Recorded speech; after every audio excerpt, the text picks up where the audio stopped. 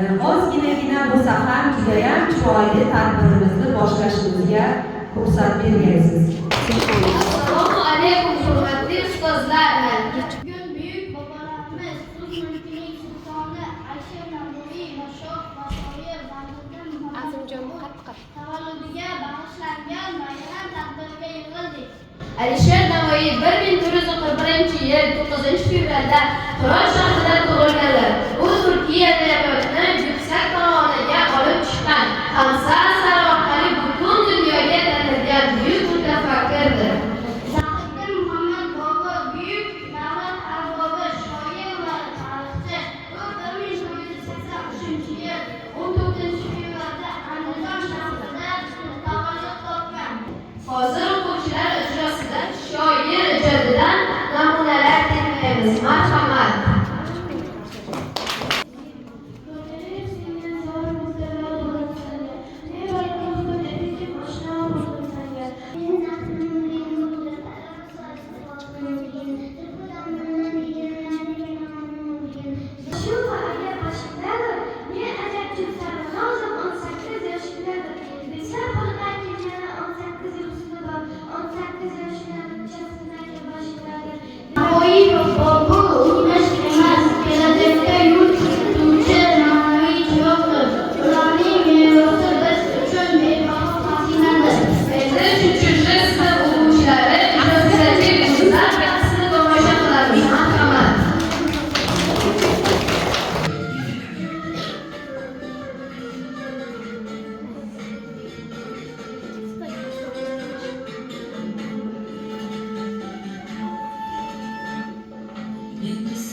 Navbatni birinchi biz sinf o'quvchilariga beramiz.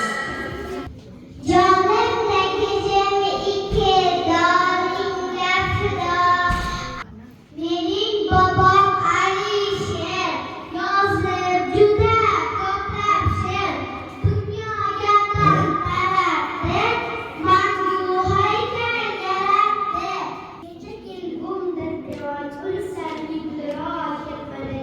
Ko'zlarimga kecha joy olguncha uyqu kelmadi. Lahza lahza ishdim o'chikdim, yo'lidan tizon keldi joy og'zimga yo'q. Ulushu faqat hol kelmadi.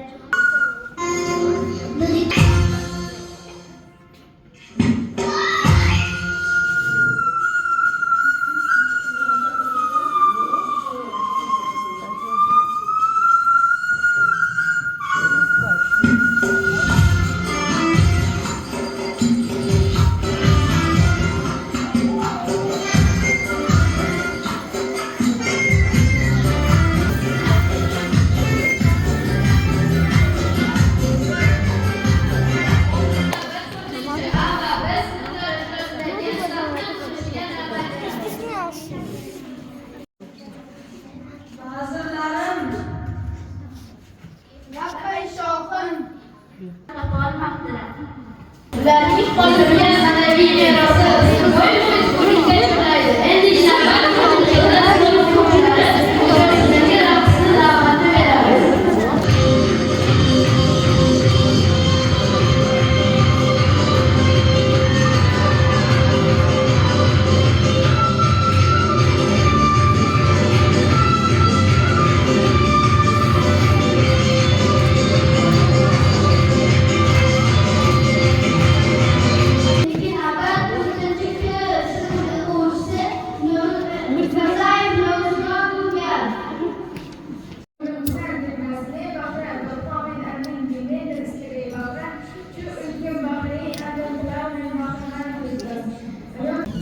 Biz o'zbek adabiyoti va tarixida o'chmas iz qoldirgan ikki buyuk siymo Alisher Navoiy va Sultonlik Muhammad Bobur hayoti va ijodiga bag'ishlangan adabiy badiiy kechani tomosha qildik.